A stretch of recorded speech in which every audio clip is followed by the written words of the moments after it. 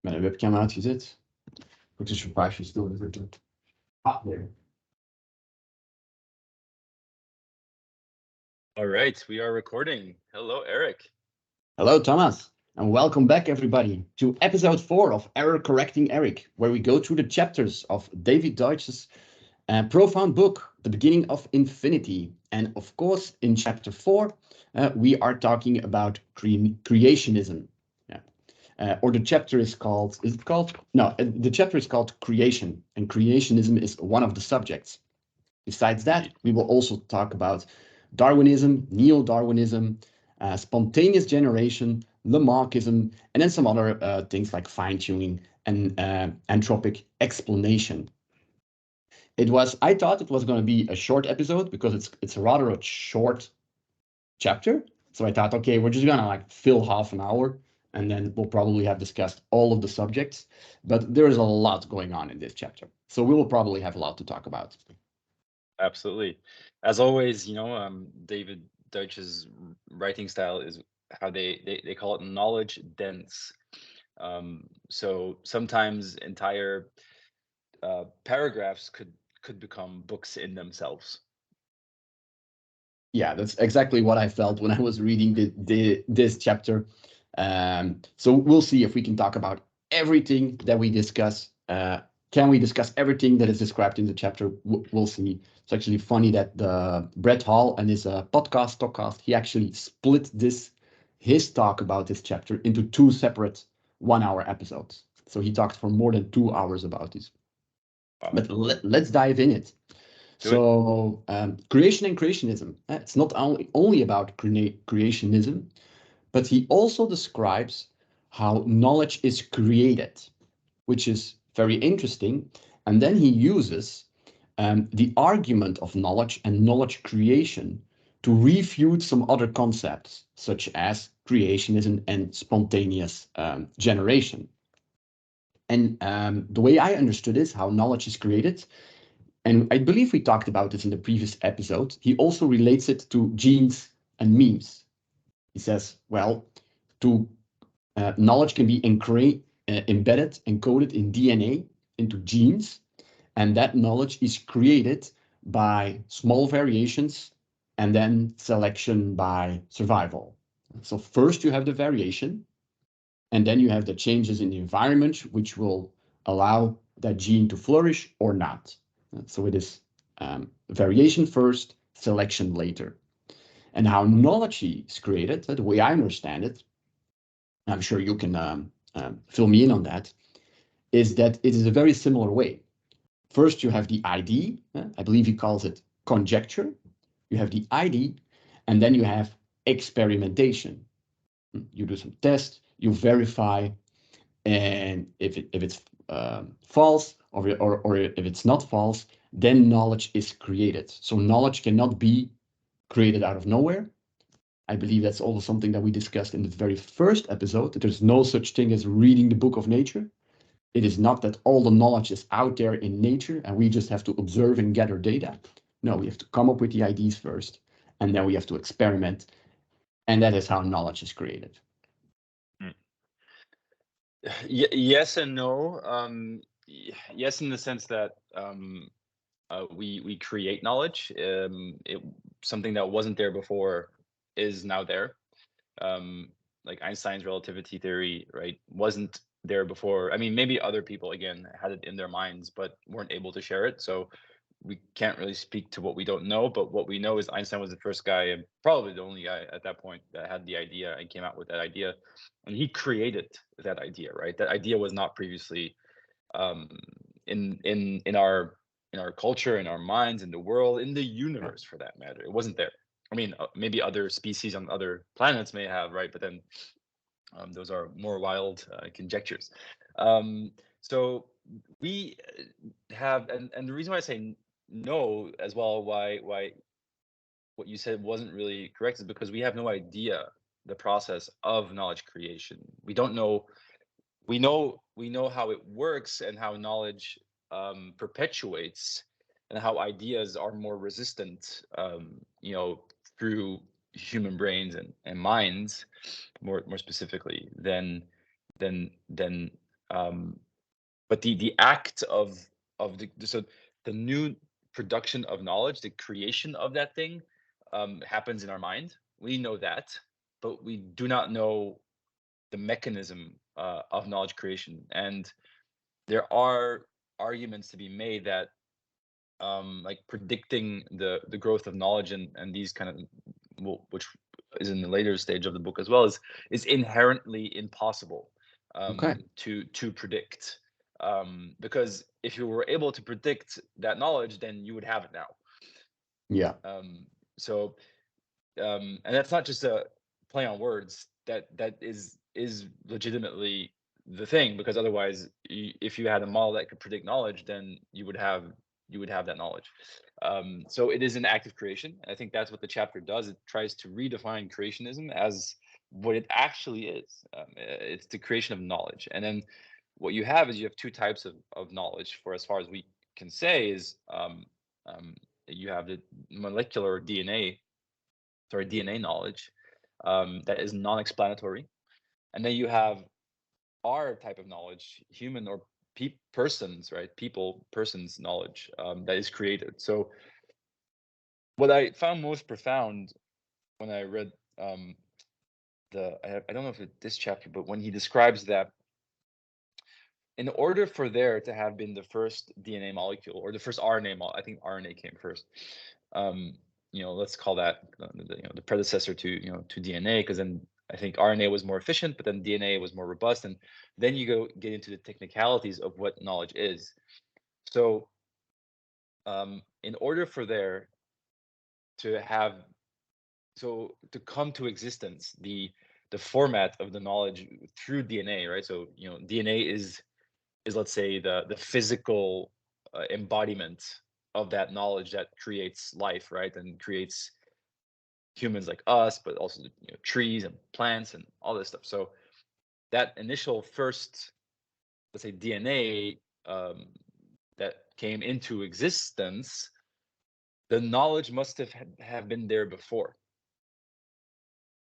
in order for that thing to be able to be there, right? So when I first read that, that was just mind blowing to me, because I was very interested in life and life origins, and there's like the Euler-Milly experiment that a lot of people talk about, where you put two was that you put a very warm water with types earth, like early earth type chemistry inside, and then you just like a lot of light, like 'cause there was a lot, a lot of lightning, there's a lot of lava, right? And probably somewhere in the seabeds the first let's say living DNA organism came to be. So they tried to recreate those in the Euler-Milly experiment. But and it was really interesting, because after a while you had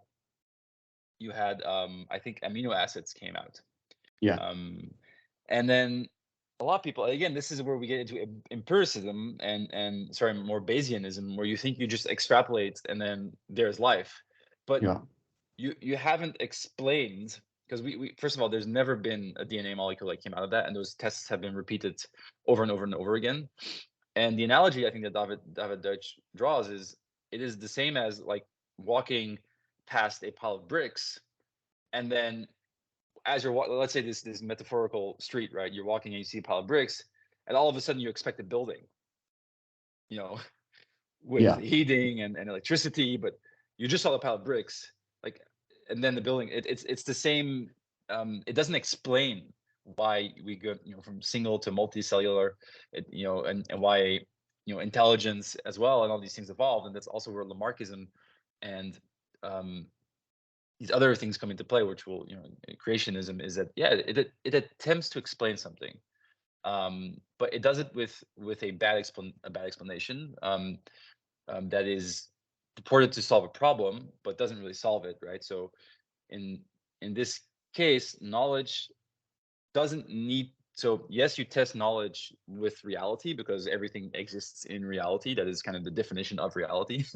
um, and so what will perpetuate through, same as memetic or genetic knowledge, is not necessarily um let's say like rational memes or good or bad. I mean, like now we're, if you talk about good and bad, you bring very human concepts into it. Well, let's say the universe doesn't care, about these things. There is no good or bad. There's just what reality is, and how we've evolved in that reality. And any morality that comes from that is ours, that we because we are conscious beings, and we've created morality anyway. So knowledge is tested and then either sustains those tests, like in the genetic sense, where selection pressures are. That's what reality is. There's selection pressures, and depending on the fit of the variant of that genetic, let's say, modification, or essentially it's a what do they call it again? It's a variant of that gene that then does something else, and either that fits better in that environment. Say, maybe it codes for resisting against heat or something better. I don't know. I'm just um, conjecturing something, and then that survives in a heat-like environment, right? Like that. I think that's a crude way to kind of think about it. So, and those. So people ask, how does those variations happen? And that is because of things like cosmic radiation background that will interfere on the cellular level of the gene, and will make modifications, on that gene itself.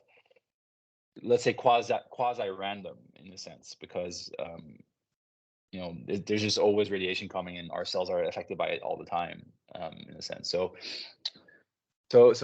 yeah, there's a lot of, you can come at this from a lot of angles, in a sense, because you're trying to, again, the central theme of the book is knowledge, and thinking about knowledge in a physical way, but also in an abstract way, because you cannot have the abstract without the physical. Abstractions exist in physical systems, because everything in reality is physical, let's say, per definition. Yeah. So I'll pause there for a second. All right. There are two interesting things that I would like to pick up upon. And the first one is when you talk about the experiment, what we have done is we have created amino acids, indeed, which are the essential building blocks of life. But that gap between the essential building blocks and actually creating life has never happened before. We haven't been able to do that.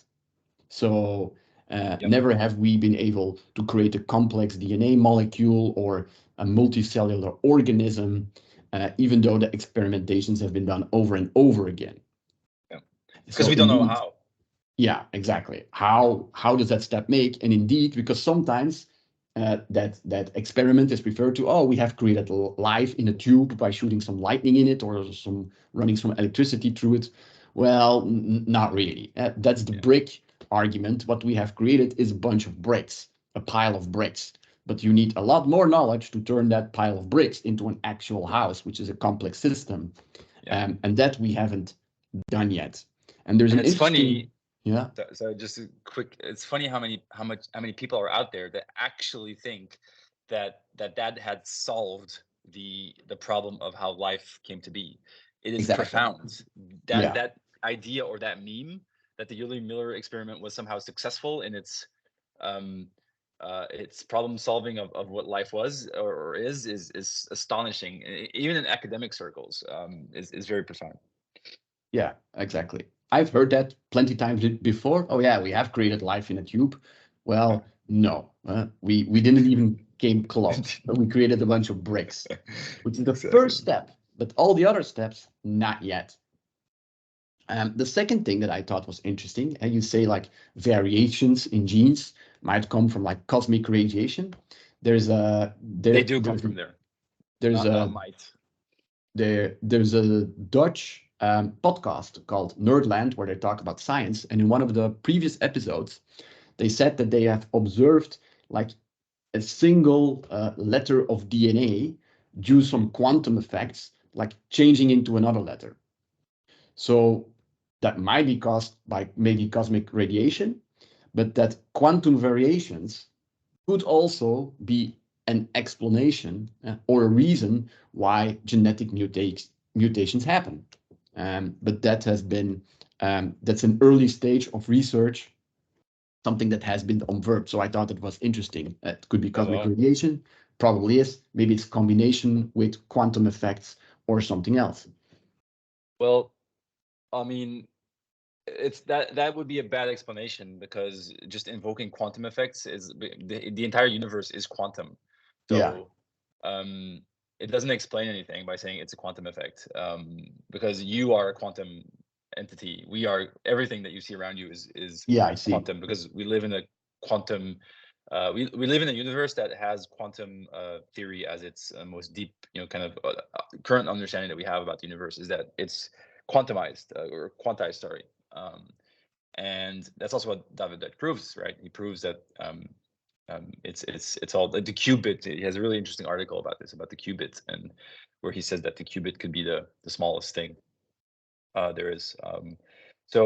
So I would argue, like, that's an interesting thing to obviously, as a scientific endeavor, to kind of understand is, are there quantum level things that happen to, and I'm going to say objects of such large scale, because in a quantum world, a DNA molecule is huge. Right. So if you think about, so the only quantum effects we can observe are light quantum effects through, I mean, light itself, sunlight and just actual light, because it has no weight. It's massless. It's one of those special things that we have in our universe that that we actually don't understand that well, but we understand well enough for practical reasons and purposes. So I would say that anything, once you go over like a molecule in size, and this is also something that Deutsch talks about repeatedly, is like, then the ability to have these dissociating quantum effects that you would actually like physically see the branching of universes and stuff like that is quite small. I don't know enough about this specifically, but I know roughly it has to do with the size of an object. And how it could be, I mean, yes, it is affected by it, but not more so than its neighboring thing, right? And like the neighboring molecule as well. So I would like to read that paper, but my first intuition would be is, unless again there's more details that we just don't understand because we haven't looked into it yet, but I would say that would be the same bad explanation that maybe Lamarckism, I mean, not the same, but would invoke, is like you're using a general purpose statement to explain something. It's like saying people do things because of their genotypes, or I understand. It purports to explain everything, but then that's not an explanation. I understand. Probably I explained it really roughly there, but there is an interesting topic about that, and it reminded me.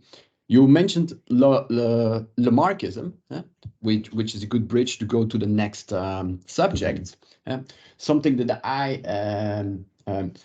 didn't know, that even before Darwinism was a thing, there was already the idea that life evolved like gradually, that it was not like nothing and then it was created. But they didn't know how and the details, but like the step-by-step approach was already out there. And Lamarckism is like an early version of that.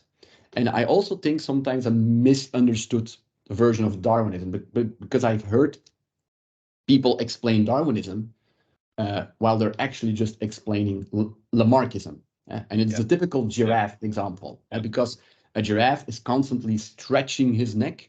His neck will become longer, it will elongate. And then that particular giraffe, will have a higher chance of survival because he has a longer neck. And that trait can be passed on to its offspring. But which was a plausible explanation, because some things, also in the human body, if you work out a lot, you build muscle. So you can change your body to a certain degree. But it's not because you work out a lot, you gain a lot of muscle, then automatically your children will be muscular. It doesn't work like that. No, but they have the same genes to be able to do that. Yeah, true.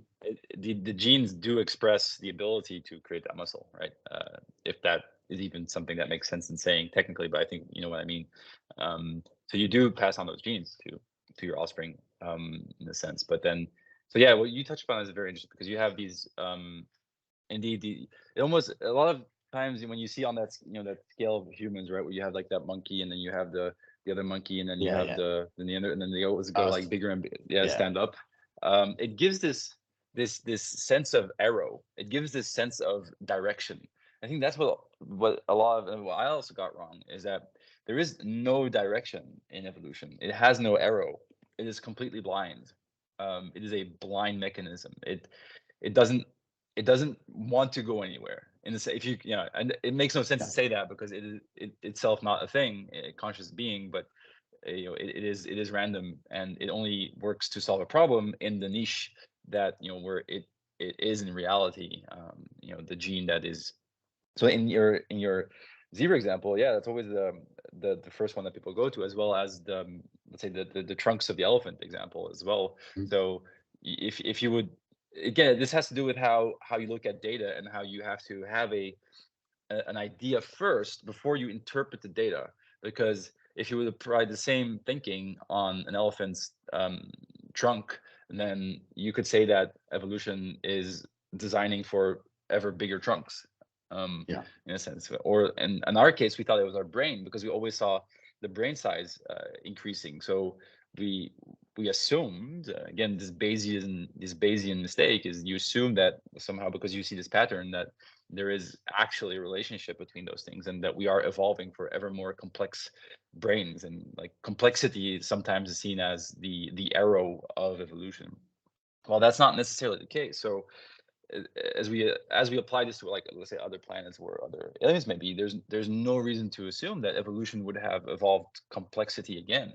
It doesn't need to do that, necessarily. So there's no arrow. So similar to like Paley's watch, I think, is in the chapter Yeah. of so if you would come across a watch in the desert or something, and like, it's so complex, you would have to assume it was kind of man-made or made by intelligent species, in a sense.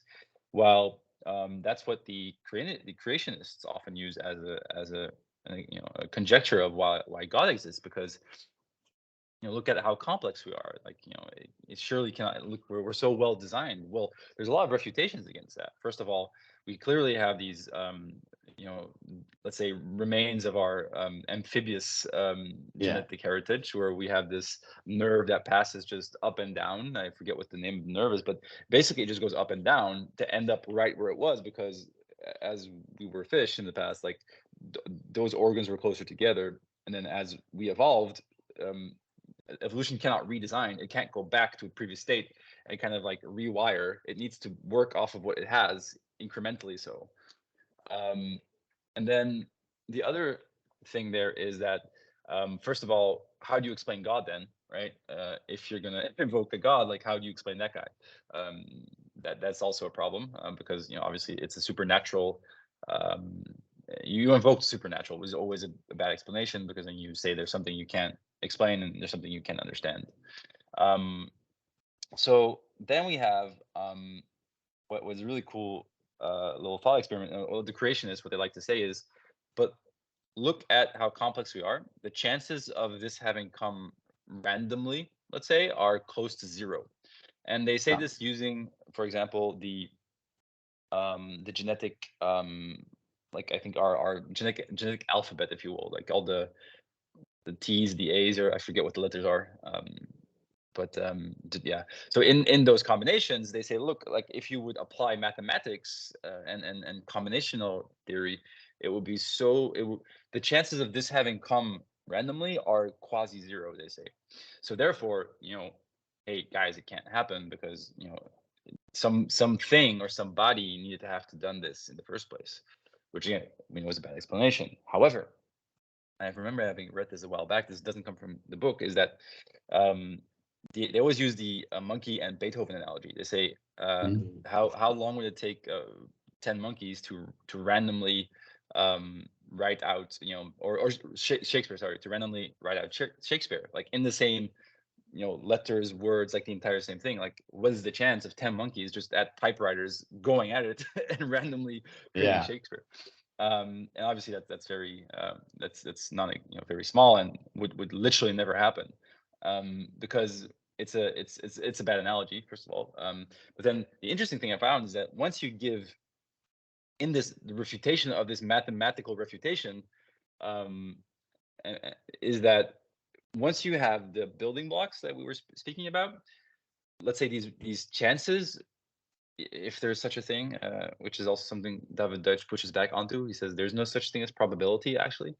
But as you go into the building, using the building blocks as building blocks, you vastly increase, let's say, the chance of that happening, refuting the mathematical refutation of the creationists towards the let's say the scientist, in a sense.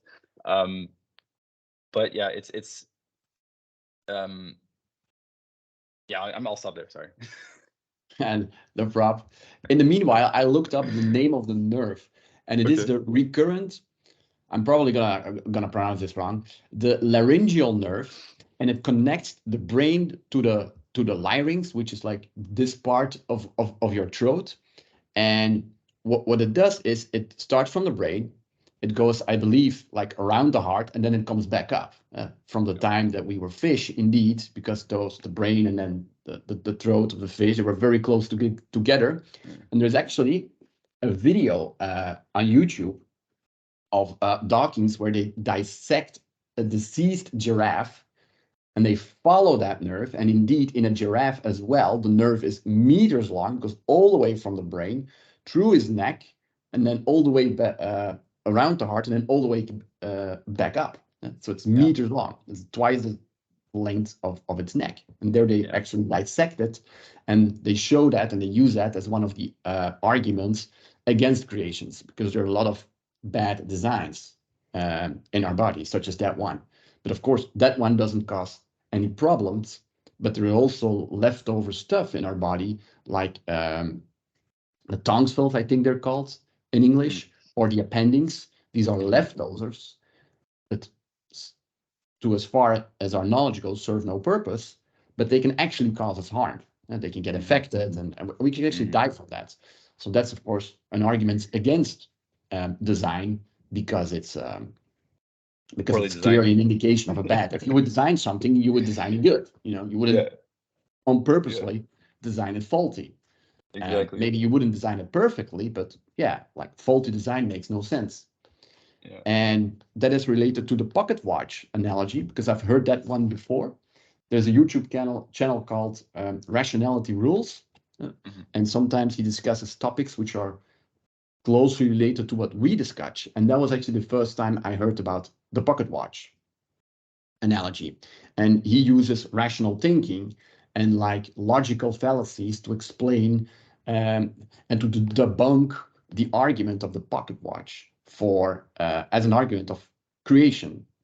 Because as the pocket watch is a designer, complex organism with clear purpose, yeah, we are also a complex organism, a mix of a group of things with a specific purpose. That doesn't just happen randomly. It must have had a designer. And he uses two logical fallacies, which is called the black and white one, which there are only two explanations. Either it has a designer or it has to be random chance. Mm. So, but there's nothing in between. So, and Mm. because a pocket watch and a human being cannot be just came out of randomness, it must have had a designer. So that's the first logic fallacy, is the black and white fallacy. And the second one is, I believe it's called the argument from ignorance, because you don't know, or because we don't know how a complex organism can come to be without being random, or because we don't understand it, it must be Ah, God or a designer. yeah. Those are some interesting things there. That's funny. Like you would use the lack of your own imagination as a means to refute the fact that the thing that you cannot prove yet, or you cannot solve a problem for, isn't really there. Yeah. Exactly, but it's Yeah. a common argument. Like, oh, why is the sky blue? It must be God. No, Yeah. it's because you don't know why the sky is blue.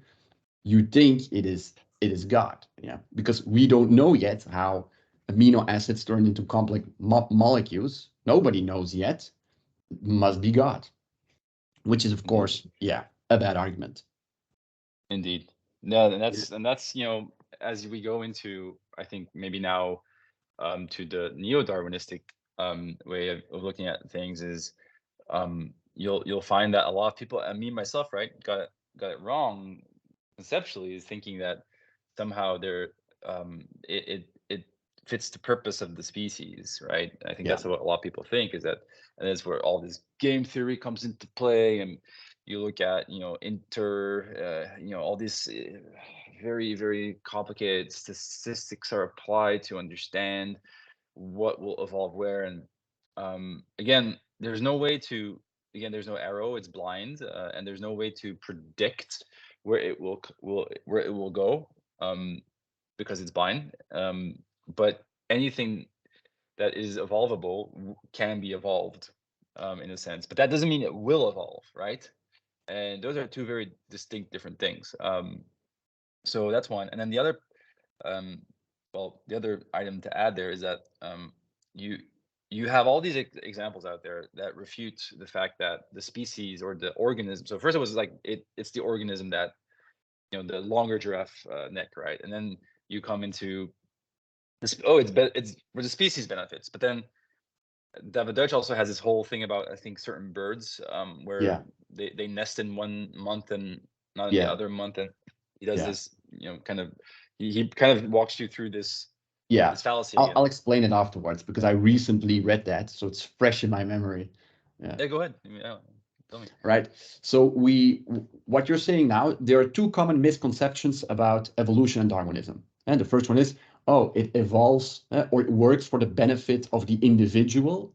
No, it doesn't, because then it would imply that it has a certain predictability. It wants to go in a certain direction. It doesn't work like that. It's completely random. And then, yeah, sometimes it works out, sometimes it doesn't. And the second one is, oh, it works in the benefit of the group. It tries to maximize the survival or the amount of individuals within a species that can exist. But that's Mhm. also not true, because in the book, they give an example of birds on a specific island, and the ideal nesting conditions are, let's say, March. That's best temperature, the most amount of food. So if the most amount of birds want to live on that island and survive this, they all need to nest in March. So you would say, oh, then the genes will, like evolve and optimize until they have reached like a maximum amount of birds that will survive nesting in March. But that's not how it works. Because let's say you have one random mutation and there's a bird that has a little bit of different DNA, and that bird will nest like a month earlier. It will nest in April, which is not the ideal circumstance, but still doable. So that bird will nest in April before all the other ones. And because it nests earlier, it might have a higher chance of that its offsprings will all survive because they will be the first one to get the food and stuff. So the April nesting gene will spread in the population. And in a couple of years, maybe most birds will nest in April, and all the good nesting sites, they will be taken. So when the other ones, the original ones that nest in March, want a place to nest, there's no more space for them. So Mhm. they will die out. So the entire population might evolve to birds nesting in April, even though that allows for less amounts of birds on the islands. So, but the gene does not take that into account. So the gene does not optimize for the individual, nor does it optimize for the group. It optimizes for itself. It's in competition against other genes, such as April nesting versus March nesting, and it only adapts for that by random Mhm. chance, not by some Mhm. kind of predictability. I want to go there. Right. Yeah. And it's it's funny sometimes because you have to reset your thinking, right? You have to rewire the model that you had in a sense because it it tells you um, a lot of these somehow intuitive things are just not true, and all these, again, this Bayesian way of thinking, right? Like, again, the elephant trunk thing. You can reinterpret the data thinking that evolution evolves towards ever longer trunks. You can Yeah. reinterpret the data thinking evolution evolves for ever more brain size. Like, you can, whatever that way of thinking is that you want to apply to the data set, you will find some results that could reinforce that ideology or thought that you had. So, but that in itself is a creative idea, right? So, um, I want to tie this back a little bit to ideas come first. There's Mm. no such thing as, like you said in the beginning, reading the book of nature. It doesn't. Ideas are, and knowledge is created. It is actual. That is actual creationism. And then you apply that to physical reality, and you see and you test it and you see if it works. And that's what, I think the scientific method is meant to do, is meant to test against reality, because the idea is in the abstract, and you test against reality and you see if it works or not, and that one survives, similar to the gene. Once it is mutated for any random, let's say cosmic or quantum reason, then you would get that variation, and then it's out there in physical reality, and then we'll see if it works better for the thing it wants to do. Is it wants to kind of reproduce itself, and it wants to spread itself, right? That is, let's say, its own. That's what knowledge wants to do. Yeah. Knowledge wants to stay instantiated, and then make itself replicate itself, basically. So again, there's no arrow. There's no it has to be good for the organism. There's no it has to be good for the species. I mean, obviously there needs to be some kind of trade benefit, because otherwise it wouldn't spread at all if it wasn't a Exactly. right solution to whatever the problem of that the knowledge is purporting to solve is.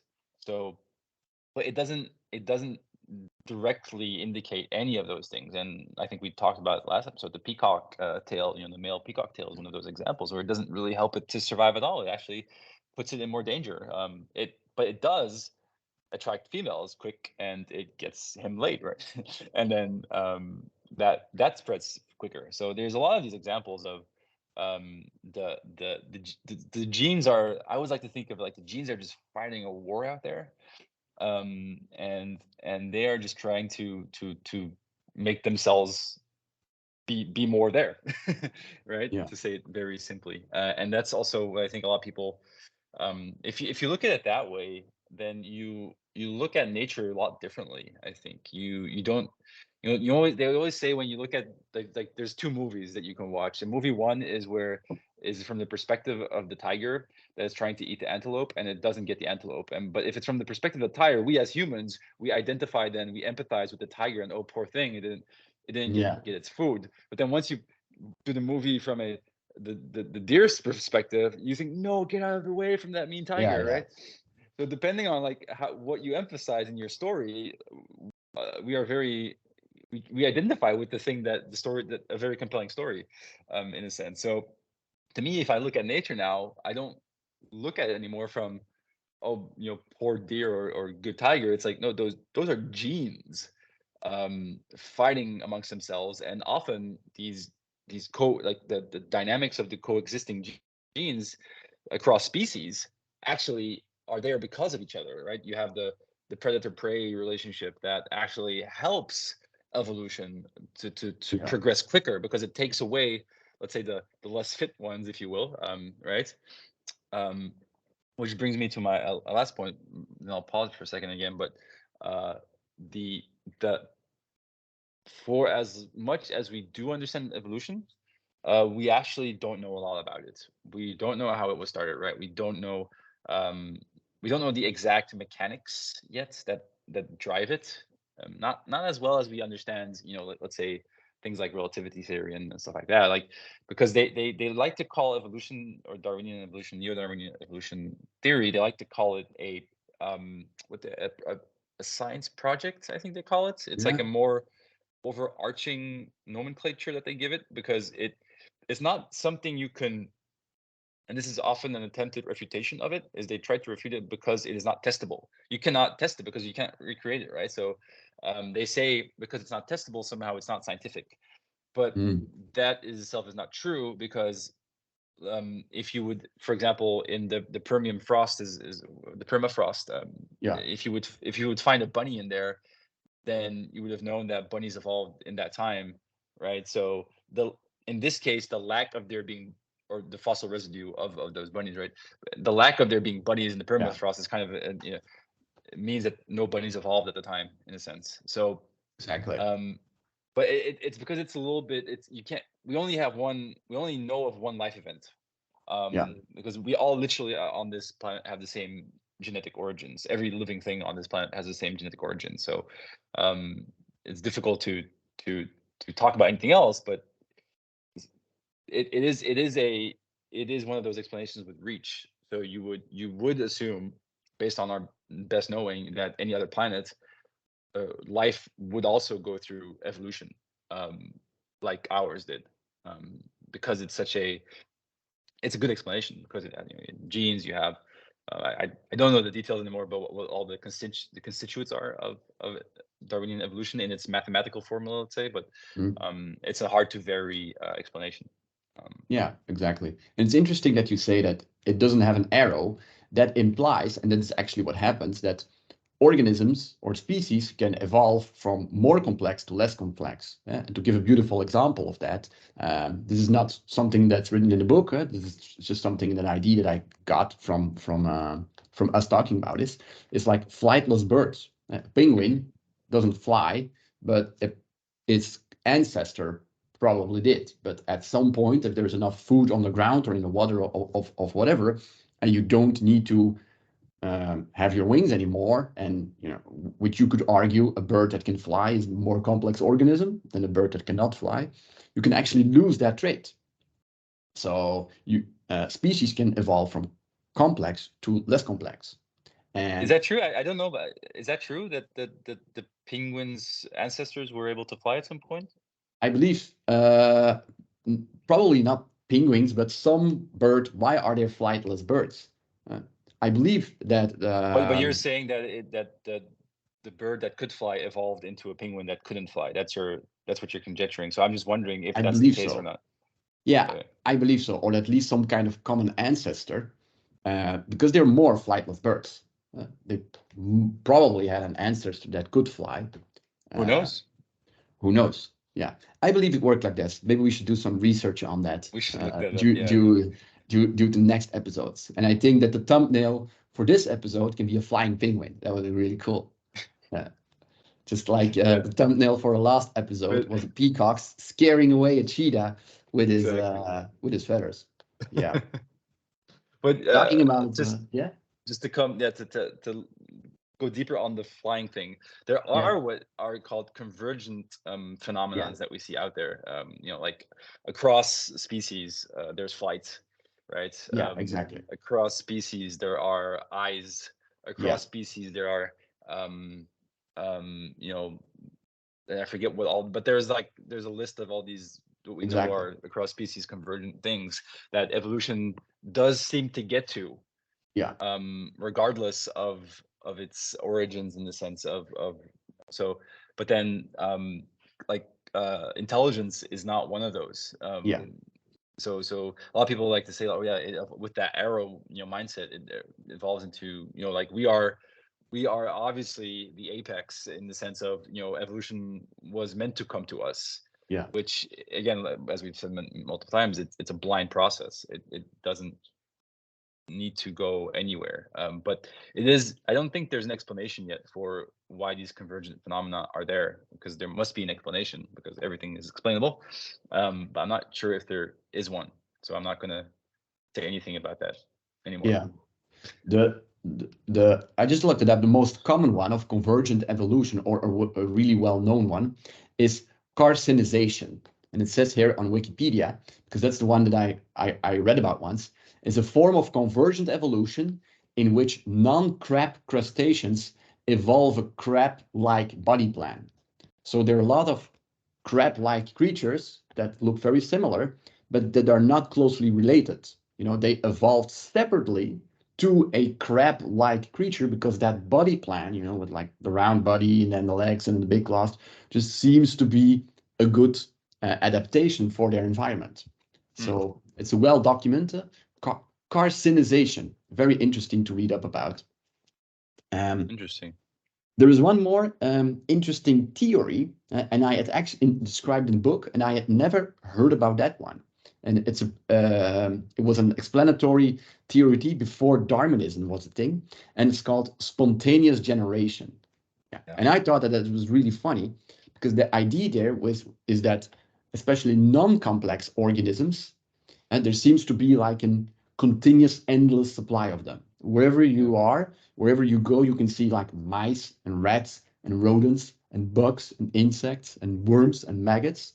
So at a certain point, there was a belief that these simple organisms just appeared out of nowhere, even non-living material. In the book, this is crap. If you leave a bunch of old clothes or rags in the corner of a room, mice will appear spontaneously out of them. So at some point there was like because they had never studied, the reproduction of mice and so on. And I actually thought that, hey, maybe that's not in the book. Maybe that came from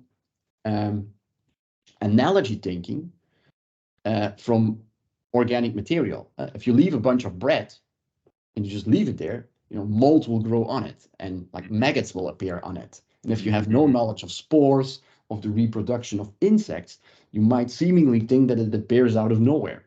And from that analogy, you might think, oh, like small life emerges from dead material out of nowhere. It just happens, which is spontaneous generation theory.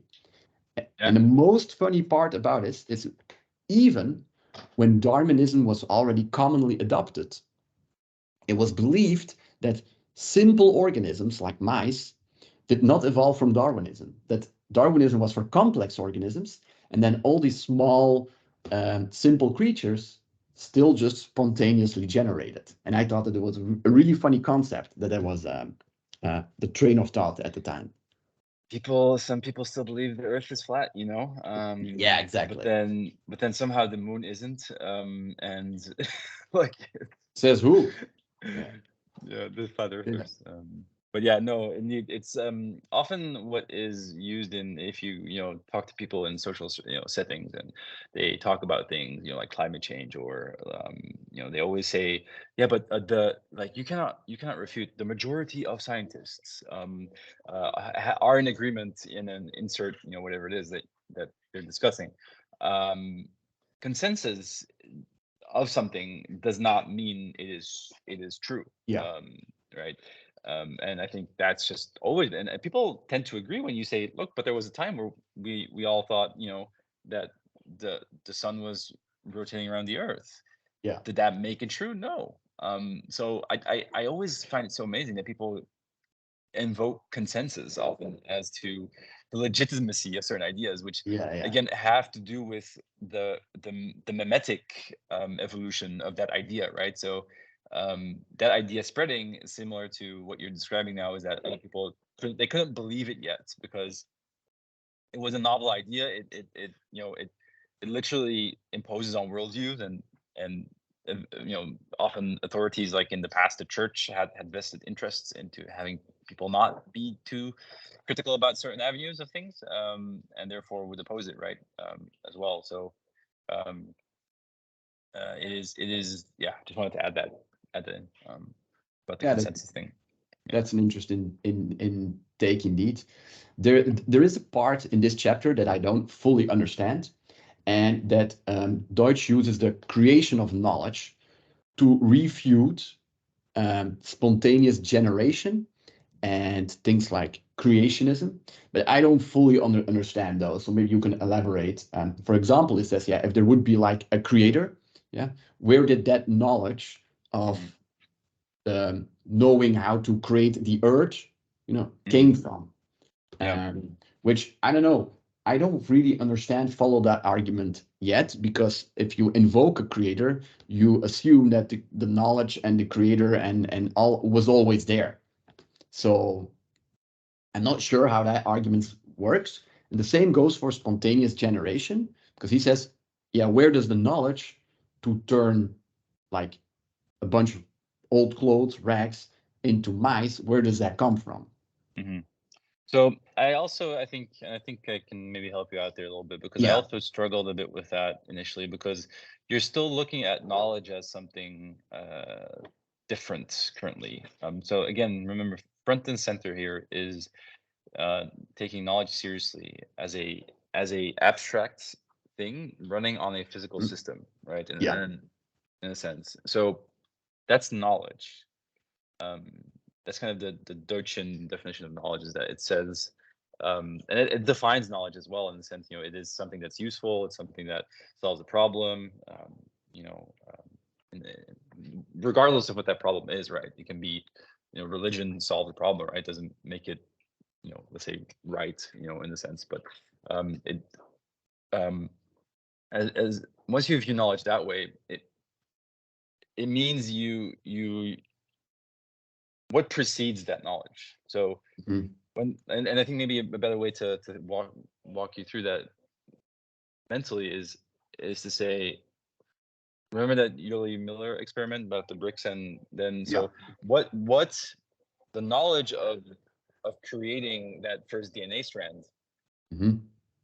had to be there Yeah. for it to come into physical reality. So similar that you can write, let's say the equations of or you can draw the sketch of a bridge. A bridge is always a nice example. Like the bridge itself, the actual physical bridge holds the knowledge of the bridge because it is the Yeah. bridge.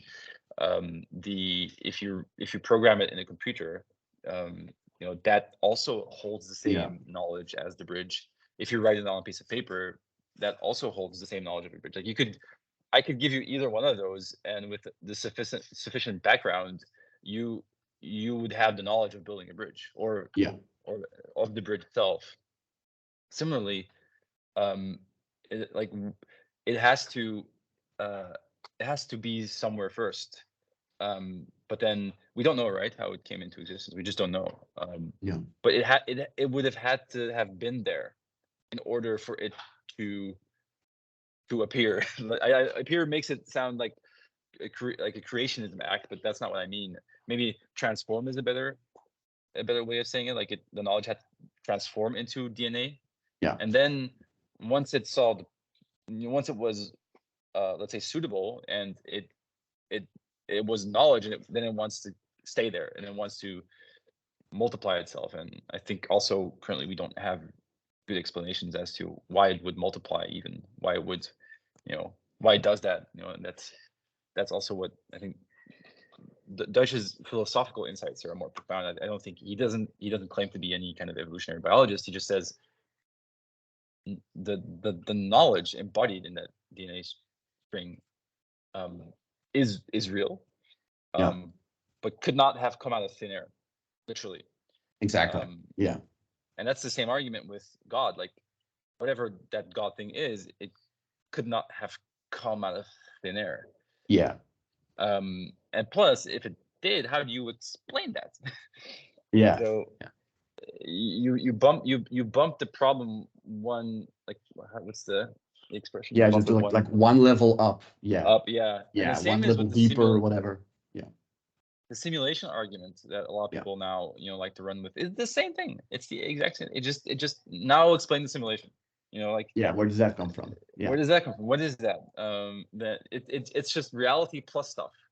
Yeah. Um, and that's what like Occam's razor is about. Is like whatever the simplest explanation is for something is often the thing, because you can explain the same thing with less moving parts. Right. So it just bumps it again one level higher, and it says, look, don't ask that question because it's actually another answer, and we just can't explain that thing, because obviously the simulation argument would say that there's no way of us to explain that because we're in the simulation. So whatever the designers are of that simulation, which again, designers, God, it's the technological God, right? In a sense, we Yeah. and that just doesn't, it doesn't solve a problem. It actually just adds complexity where it's not needed. And there's a lot of things that you can even refute, and I think David Deutsch does in next chapters, is where he says, let's say we take that seriously, we are in a simulation, then that would still mean that we could go out and test it. We could find the anomalies in between certain things. We could, no thing is perfect, and we could eventually, with enough time and knowledge, a society that allows for knowledge creation, with enough time, we could actually uncover what that thing is, that simulation is. Yeah. So it's, again, you're trying to solve a problem, and you're trying to not just invoke the supernatural. Does that answer that a little bit? Yeah. For me, it's clear. I think I understand it better now, but hearing it like that, for me, it maybe always made sense, because I'm non-religious, so I don't believe like that the universe was like created poof just like that out of thin air. So the argument that knowledge cannot just be created out of thin air, as we discussed in the beginning of this episode, it needs to come from conjecture, from idea, and experimentation, and so on. And for me, that makes a lot of sense. So, but I think if you would use that argument to like refute religion, especially against someone that is religious, oh, but like knowledge cannot be created out of thin air, so the knowledge that God has, it just doesn't work. Yeah, probably that would not be a convincing argument. Well, because The that problem there person is who's believes saying it. that Yeah, person but believes then that everything came out of thin air. where's that belief coming from? That's the question you need to answer. That belief in the brain of that religious person comes from somewhere. That is real. I see. That he thinks that knowledge is there, that idea that he holds is real. But that doesn't make it real in reality, right?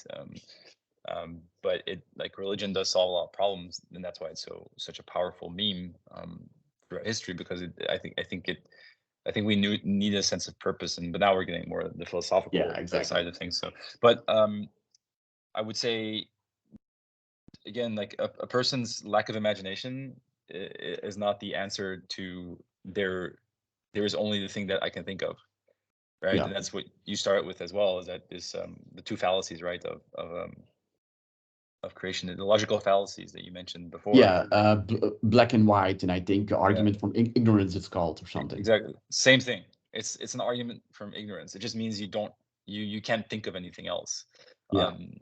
Right? That's the same thing as people when they thought let's say there was a certain time where everybody thought the Earth was flat. And by the way, there's a lot of pushback on that. I'm not sure that is actually true.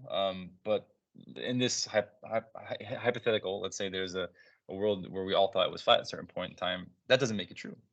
Right? Yeah, so exactly. The lack of imagination is not a good explanation. Yeah, true.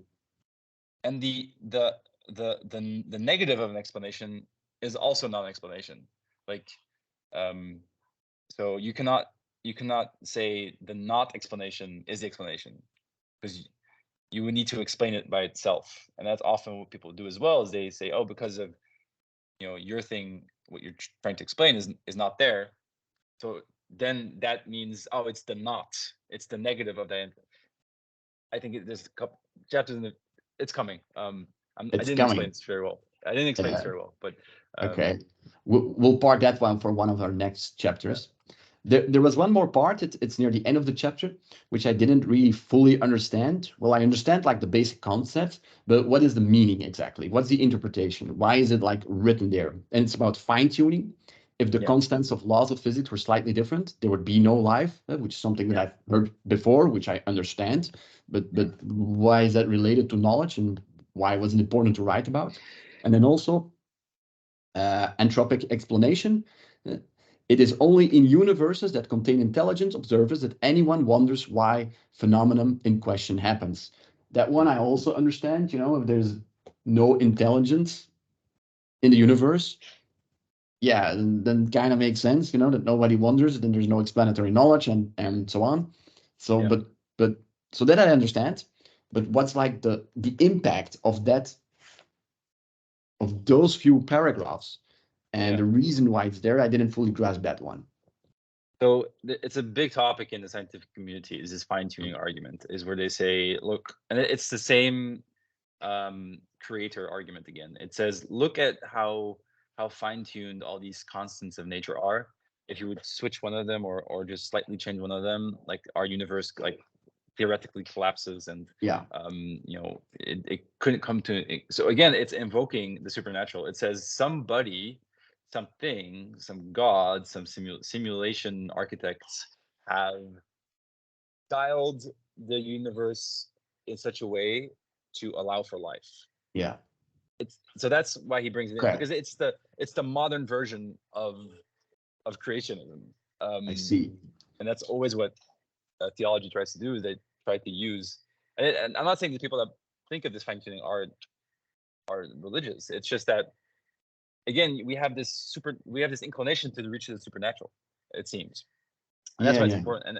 And they refute it, actually, because apparently, if you look at the boundaries of these constants, it appears to be, and also Brett Hall talked about this extensively, about this fine tuning thing, because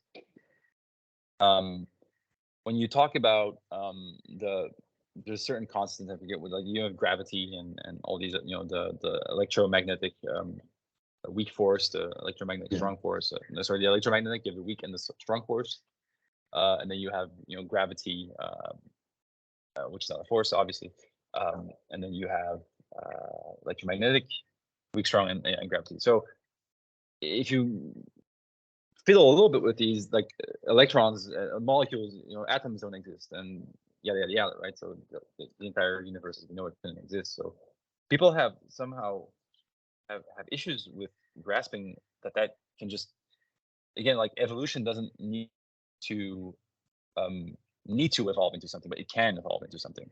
So if you look at it from that perspective, it means that, yeah, and this is more multiverse related, because there are multiverses out there where other things are happening and evolving into, but that doesn't mean they don't have the same multiverse rules, if you will. But that's for future chapters. But coming back to the fine-tuning argument or principle, is that it's actually not as precise as people think it is. So they've run experiments, and apparently there are margins of error that we can play with in the boundaries of whatever that constant is, that would still allow for a stable universe. So there's been a lot of refutation mathematically and scientifically against that in itself. But if you say to people, oh yeah, the Earth's position to the sun, you know, obviously was ideal for life, and you know, and then you have is it Venus? No, Jupiter. Its electric the magnetic force fields around Jupiter or something protects our little pocket here from other radiation. So again, reinterpreting that from a humans always like to project human stuff onto everything else, because we're very empathic, right, as a species, and we like to do this on everything. That's why we can look at an animal and we can see it reacting in a way, and we think, oh, it has pain, while we have no good concept of what consciousness is, and therefore what, you know, we know that conscious beings can have pain, but what does that mean for non-conscious beings? And are animals conscious, and blah blah blah. These are, I'm sure if anybody listening to this right now would say, oh, that's, how dare you say animals are not conscious? And I understand it's very it's a very kind of fringe topic to talk about, because everybody wants to, you know, pro animal, and I agree, like I'm pro animal you know, life and stuff like that, but there's not a good explanation yet for what consciousness is, what qualia is, and therefore we cannot even say anything about those animals and how they are, what they are.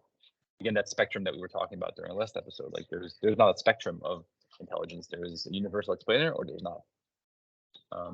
It's binary.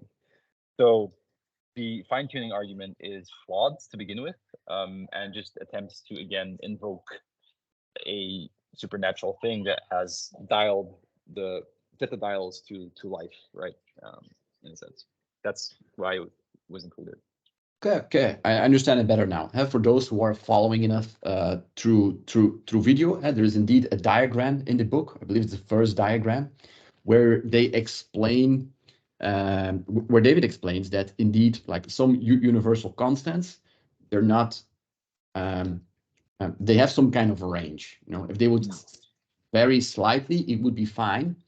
But here they in the book they say the more constants we have, the higher the likelihood is that there is certain constants that's just of the edge of what allows our universe to be. So that's an argument to counter, our universe was fine-tuned to fit exactly, our reality and life and intelligence and evolution and so on. No, because if you read those argumentations, the chance that if they're with over 100 constants, it says here, the chance is 99.999% that we are on the edge of barely being able to exist. So we're not fine-tuned at all. We just got lucky, because the way I understood previous works and other books, I believe it's Stephen Hawking that describes this, when he talks about the universe, that if multiple universes are created, all of them contain their own dialed in constants. Some of them would not generate a reality, they would just collapse. Other ones would be different, and that our universe is by chance, let's call it like that, tuned good enough, not perfectly, but tuned good enough, that reality and intelligence and evolution and life can exist. Mm-hmm. Yeah, the randomness argument is also often a misunderstanding of quantum mechanics. It thinks something is random, but it is not. It's not because something is unpredictable that it is not deterministic. It can be deterministic and unpredictable at the same time. So there was what was again that Bohr said against when Einstein said against Bohr or Oppenheimer, God doesn't play dice or something, cannot be random, because the misinterpretation of quantum was randomness. But to say the what you're describing now is again a misinterpretation of that phenomenon that Hawking had, because his own reasons and epistemic reasons he had that view of the world, but or the universe, multiverse. But there is no the actual randomness, let's say, doesn't really exist in the way that we understand it. Obviously, random exists in the sense that you can't predict it. That is more the randomness that is implied. In a real sense, it's the unpredictability of it. It's not that it's actually random, because something is governing that thing that's happening. There's the physical laws, right, of our universe are governing what's happening. So to reinterpret that as being again fine-tuned or created by something again that you just put the explanation one level higher, and you say now explain that to me, is a bad explanation. And then also randomness is a bad explanation, because how do you explain that randomness, right?